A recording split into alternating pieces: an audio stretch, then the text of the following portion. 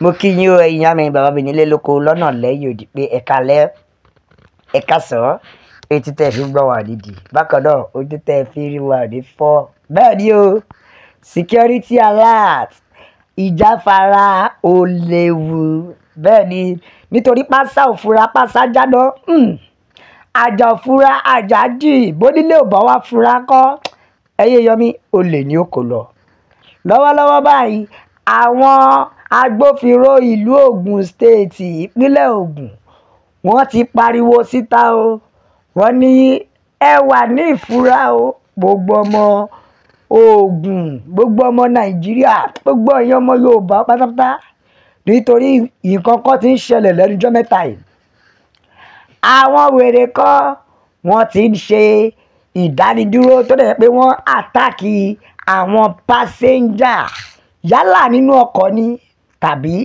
lórí ọ̀kadà tí ó dẹ̀ jẹ́ pé wọ́n ń kó wọn ní nǹkan wọ́n ń já báàgì gbà wọ́n ń kó gbogbo owó kó gbogbo ẹ̀ fún díẹ̀ yìí àwọn ṣetán láti mú wọn ṣe é ti rí ní ìlú tó jẹ́ wípé ètò ààbò ti mẹ́ẹ̀.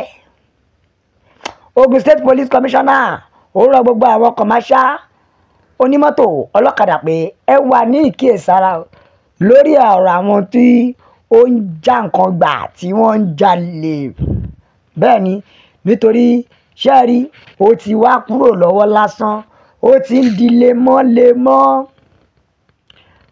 di lemọ́lemọ́ tó jẹ́ wípé àwọn ọ̀daràn wọn máa darapọ̀ mọ́ àwọn èrò bẹ́ẹ̀ ni wọ́n máa darapọ̀ mọ́ àwọn èrò láti fi lè ṣiṣẹ́ láabi tó jẹ́ pé bó ṣe ń ṣe ìkà fún àwọn onímọ́tò gbogbo àwọn èèyàn tó bá gbé wọn á yà já wọn lẹ̀ wọn á yà ṣe kí ni wọn á jí nǹkan tó fẹ́ kó wọn á jí kó lára wọn ẹ̀yin náà rí ẹ wo ibi tí ìlú worst dé ó ti wá di pé ọ̀pọ̀lọpọ̀ ayé ọ̀dọ́ mi ti lọ bẹ́ẹ̀ ni ọ̀pọ̀lọpọ̀ ayé ọ̀dọ́ mi ti lọ nítorí pé ó ti wá sọ iṣẹ́ olè wọ́n ti sọ di nǹkan míì ẹ wo ẹ̀yà mi bàbá mi Yorùbá nation la fẹ́ o òmìnira ilẹ̀ Yorùbá òun ló jẹ wá lógún nílé lóko lọ́nà lẹ́yìn odi ẹ jẹ́ á dìde o ẹ jẹ́ á gbára wa nítorí kò sí kankan mọ́ lórílẹ̀‐èdè yìí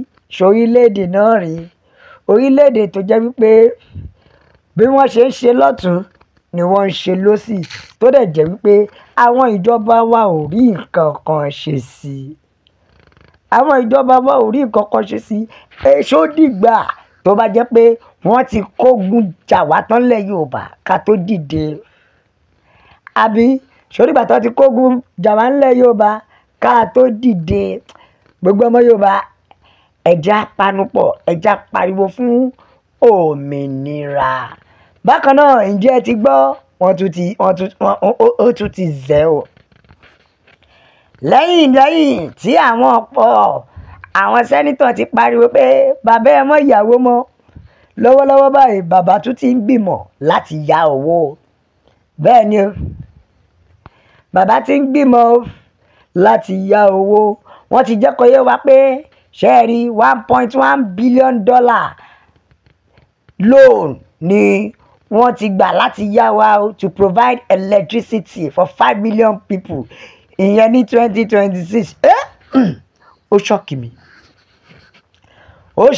mi o bẹ́ẹ̀ ni Nigeria secured a $1.1 billion loan from the African Development Bank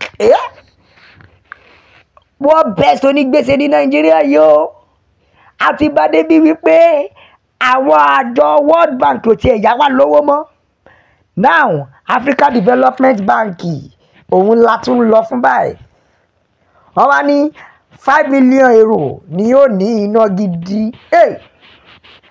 ẹjọ́ $1.1 billion ni wọ́n fẹ́ fi ṣe iná fún àwọn 5 billion people láàrin èmi àti ẹja fi ẹnu adákẹ́ bẹ́ẹ̀ ni o lọ́wọ́lọ́wọ́ báyìí ààrẹ bàbá Tinubu wọ́n ti sọ̀rọ̀ pé orílẹ̀-èdè Nàìjíríà nílò $1.1 billion loan tá a ti ń retí àti ẹ̀ ti gbégbèsè a ti ń retí ẹ̀ láti fi lè pèsè iná mọ̀nàmọ́ná gidi fún àwọn 5 million people ní ọdún 2026 kí ó tó parí.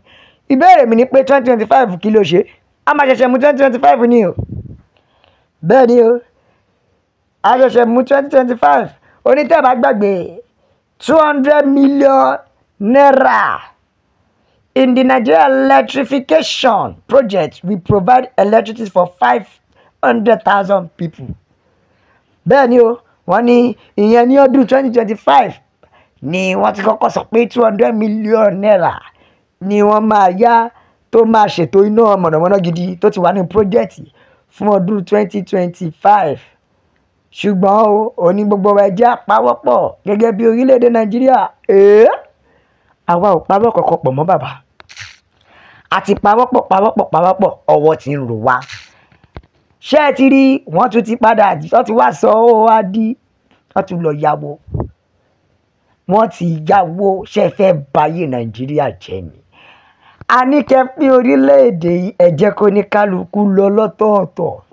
Ẹ jẹ́ ká tẹ̀jíṣẹ́ àwọn èèyàn. Ẹ wo wọ́n kàn ń kó àwọn ìran wa tó ń bọ̀ sóko gbèsè torí already ìran ẹ̀sìn tẹ̀ ti kọ́kọ́ ní gbèsè ńlẹ̀. Ẹ jẹ́ ká tẹ̀jíṣẹ́ àwọn èèyàn. Ẹ jẹ́ gbọ́ nǹkan tí àwọn ènìyàn sọ. Yorùbá nation ló ṣe kókó. Òmìnira ilẹ̀ Yorùbá òun ló jẹ wá lógún. Bẹ́ẹ̀ lọ́kàn ní rédèrèdè làwọn adarí ṣe o. Àwọn ìlú mìíràn ò kì í yáwó àforílẹ̀-èdè Nàìjíríà yìí. Tó bá yẹ pé máa ń ṣe àwọ́ọ̀dù lónàsì ni ó jẹ́ kí Nàìjíríà gba nọ́mbà wá. Tó ó jẹ́ kí Nàìjíríà gbà ọ́. Àwọn ará bíi kò fẹ́ kó wa sí oko ẹrú ni pẹ̀lú style lọ́tọ́ fi ń yá owó ní gbogbo ìgbà. Bẹ́ẹ̀ ni tó fi ń yáwó ní gbogbo ìgbà wọ́n fẹ́ fi style kó wa ní o. Bẹ́ẹ̀ ni ọ̀kọ́jọ́kọ́ wá pé ànádá olè kọ́rẹ́ o tó fẹ́ dàbí bàbá Ọbásanjọ́. Ó ní ẹ má gbàgbé OBJ onílóònù lẹ́wà dárúkọ 5 million people fún wípé ẹ fẹ́ gbà fún wọn láti fi lè ṣe náà mọ̀nàmọ́ná. 200 million tẹ́ ẹ gbà tó jẹ́ wípé iná ò tí ì balance 2025 níbo ni ká fi yẹn sí? Ó ga o ọ̀rọ̀ ilé. Ẹ wo ẹ̀yin ìyá mi bàbá mi Yorùbá nation la fẹ́. Òmìnira ilẹ̀ Yorùbá òun ló jẹ wá lógún o. Bẹ́ẹ̀ nìkan ni mo rò bí arákùnrin ti yọ subsidy ni ìpè lẹ́yìn tó ti yọ tán Nàìjíríà ò ní máa yáwó mọ́. Ṣùgbọ́n kọ̀ràn kó sàn lára ọmọ ìyá àjẹ́ obìnrin ló fi ń bíjọ o. Ẹ wo ẹ bá wa like, ẹ share, ẹ subscribe, ẹ tẹ̀ sójú ẹ jẹ́ yàwọn èèyàn pé Yorùbá nation ni. God bless Yorùbá nation. Ó dàbọ̀.